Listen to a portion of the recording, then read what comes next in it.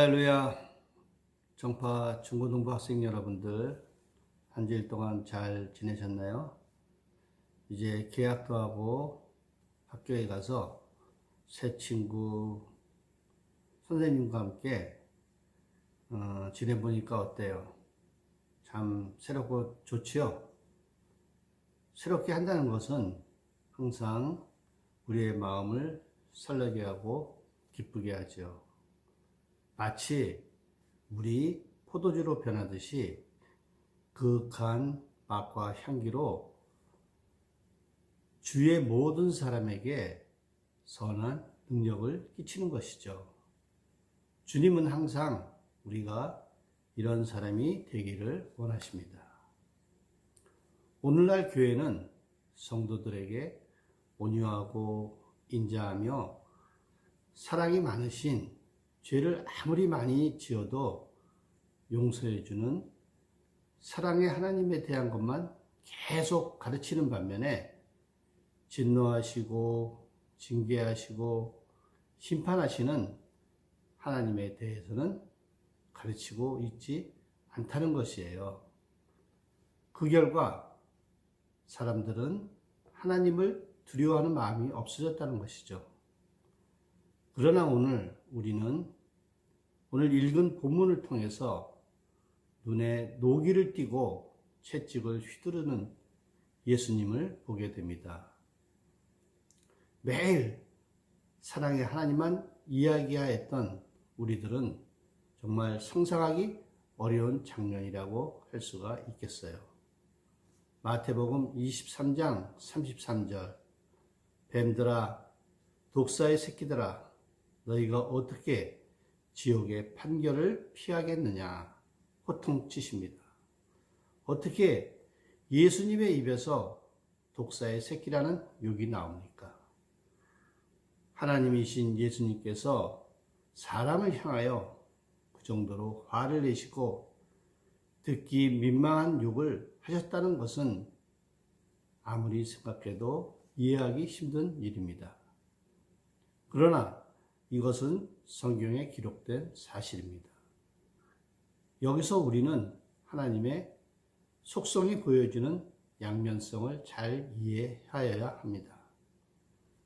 하나님은 사랑의 하나님이신 동시에 징계를 하시는 분이십니다.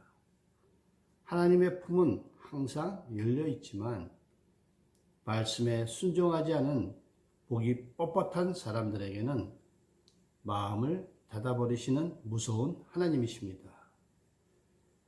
목이 뻣뻣하여 교만한 애굽악이 어떻게 되었나요?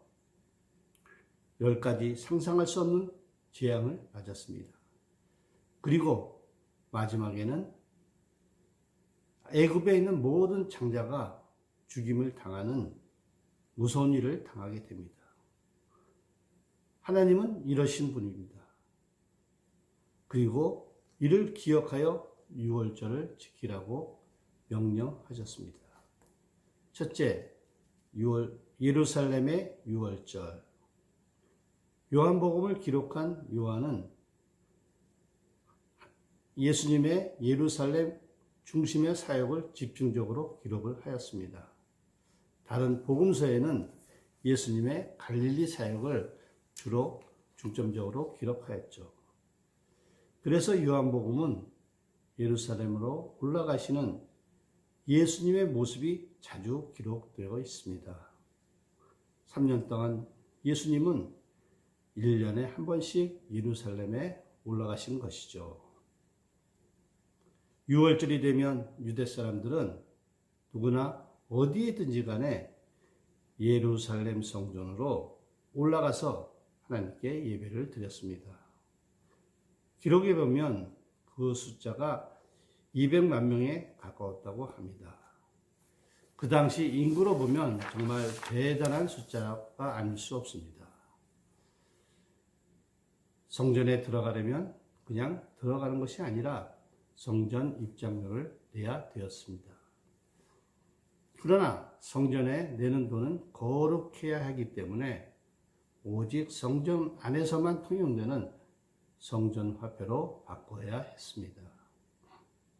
헬라 화폐든 로마 화폐든 모두 성전 화폐로 바꾸어야 했습니다. 게다가 성전에서 유월절 제사를 드리기 원하는 사람들은 짐승을 끌고 왔어야 했습니다. 그런데 먼 데서 짐승을 끌고 예루살렘까지 간다는 것은 대단히 번거롭고 힘들었을 것입니다. 그래서 그들이 생각해낸 것이 끌고 올 필요 없이 돈만 가지고 오면 성전에서 짐승을 살 수 있도록 하였습니다.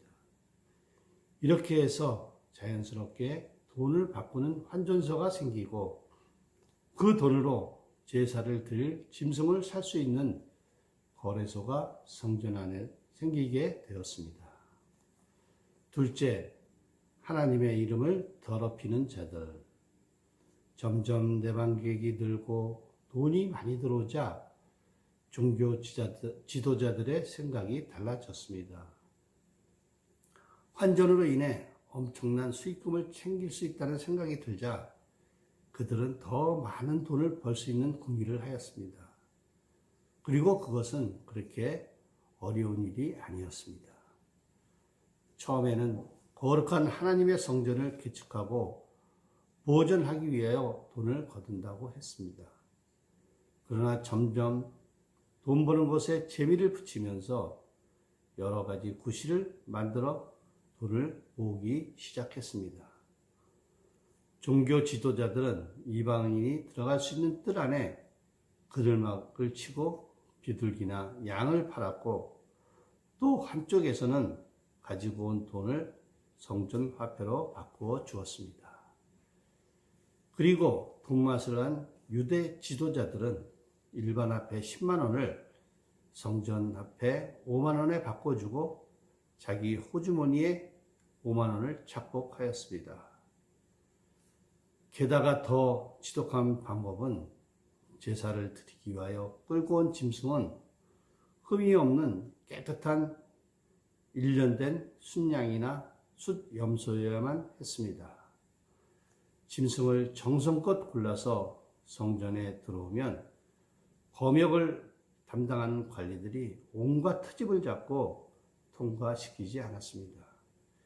그 대신 비싼 값에 성전 안에서 파는 짐승을 사게 만들었습니다.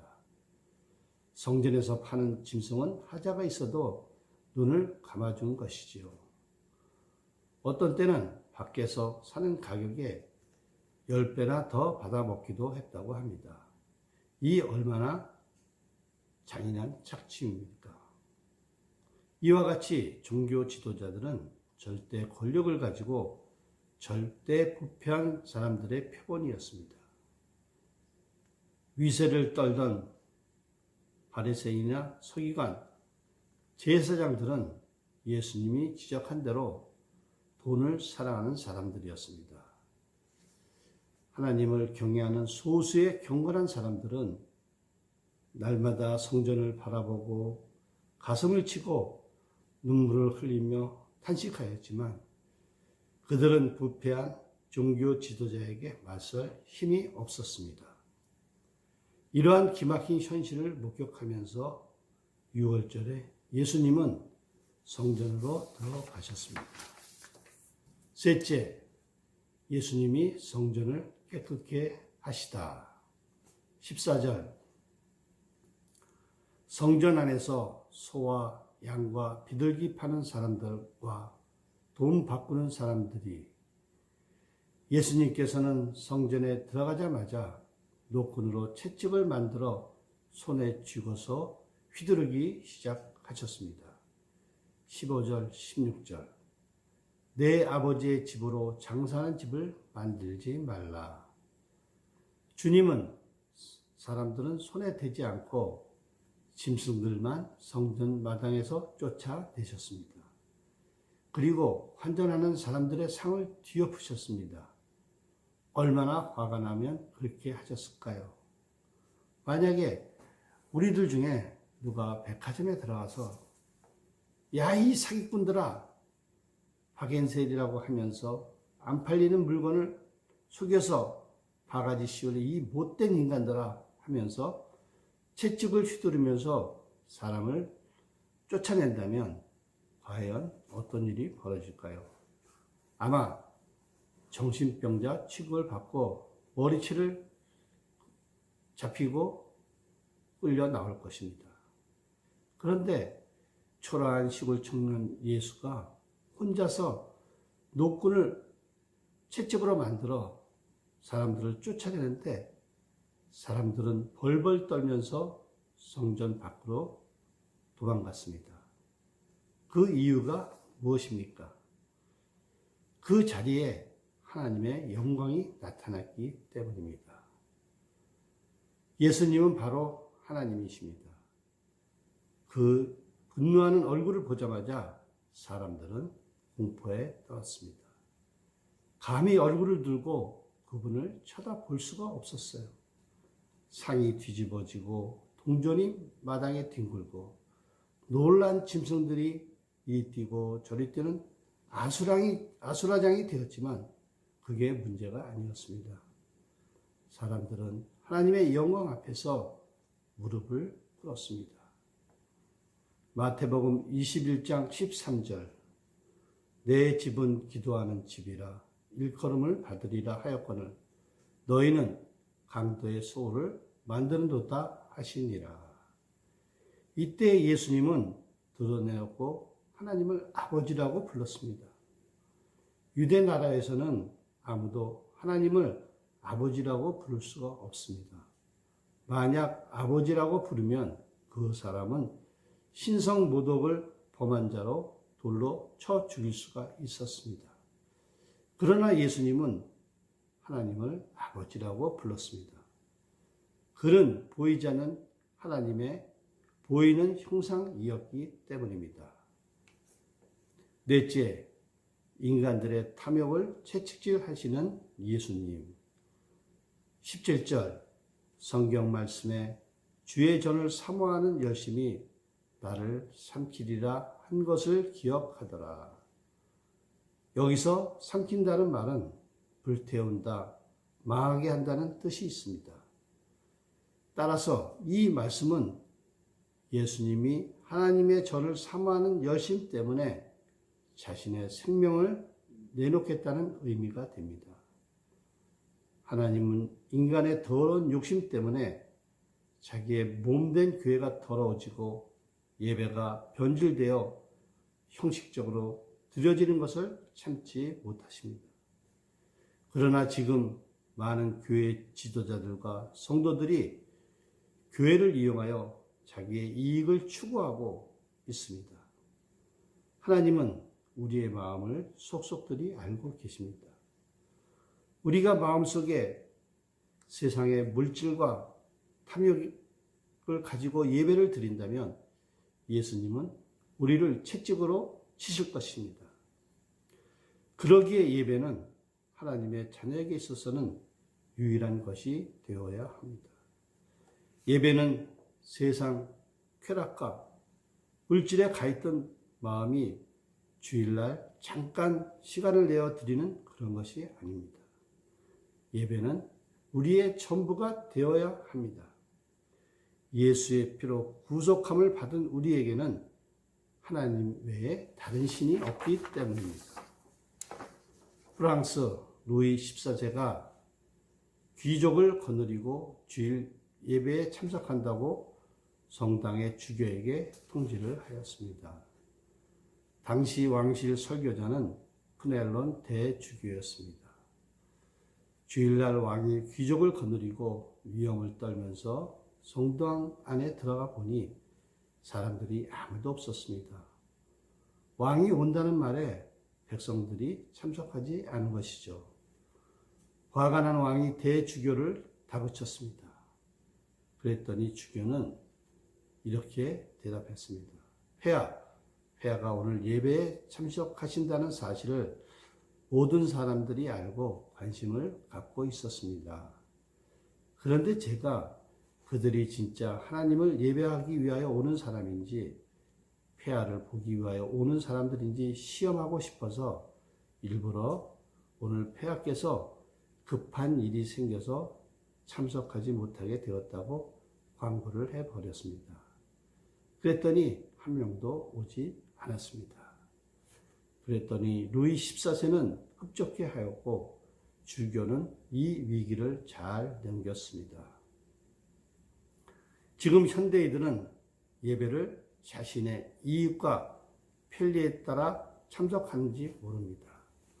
그러나 예수님은 성전을 더럽히고 예배를 방해하는 어떤 곳에도 목숨을 걸고 막으셨습니다. 여섯 번째, 새로운 예배. 예수님의 성전 종화를 막지 못했던 성전 지도자들이 이렇게 말했습니다. 내가 무슨 표적으로 우리에게 보이겠느냐 하면서 도전을 하였습니다. 이에 예수님은 이렇게 대답을 하셨습니다.